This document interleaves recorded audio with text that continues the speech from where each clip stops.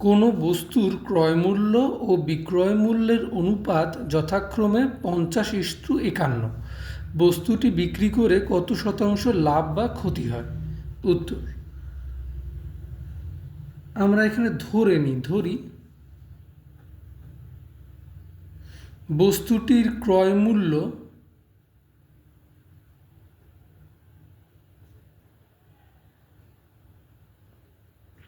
= 50x টাকা ও বস্তুটির বিক্রয় মূল্য = 51x টাকা। ক্রয়মূল্য বিক্রয় মূল্যের অনুপাত ছিল 50:51, সেখান থেকে ক্রয় মূল্য ধরলাম 50x টাকা, বিক্রয় মূল্য 51x টাকা। আর এখান থেকে দেখা যাচ্ছে যে লাভই হয়েছে, কারণ ক্রয় মূল্যটা কম, বিক্রয় মূল্য বেশি, আর অনেক বেশি দামে জিনিসটা বিক্রি করেছে। আর আমরা জানি লাভ =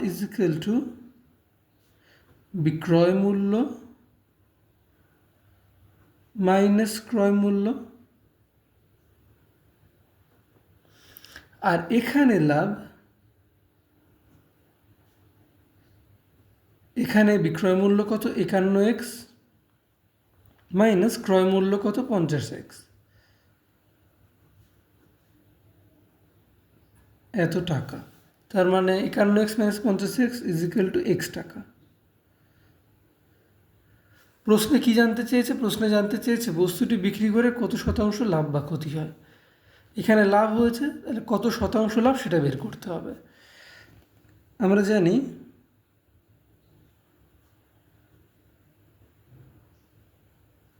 শতকরা লাভ = লাভ বাই ক্রয় মূল্য ইন্টু 100 এত %। লাভ ক্ষতি সবসময় ক্রয় মূল্যের ওপর হিসেব হয়, তাই লাভ বাই ক্রয় মূল্য ইন্টু 100%। এখানে বস্তুটি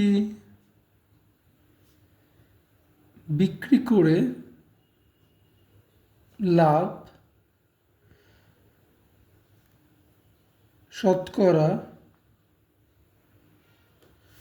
কত লাভ? এখানে লাভ হচ্ছে x টাকা, তাহলে x বাই ক্রয় মূল্য, ক্রয় মূল্য এখানে কত? 50x টাকা বাই 50x ইন্টু 100 এত %। উপরের x নিচের x কেটে গেল, 50 আর উপরের 100 দিয়ে কাটলে 2 = 2%। সুতরাং বস্তুটি বিক্রি করে 2% লাভ হয়, এটাই জানতে চেয়েছে। অ্যান্সার।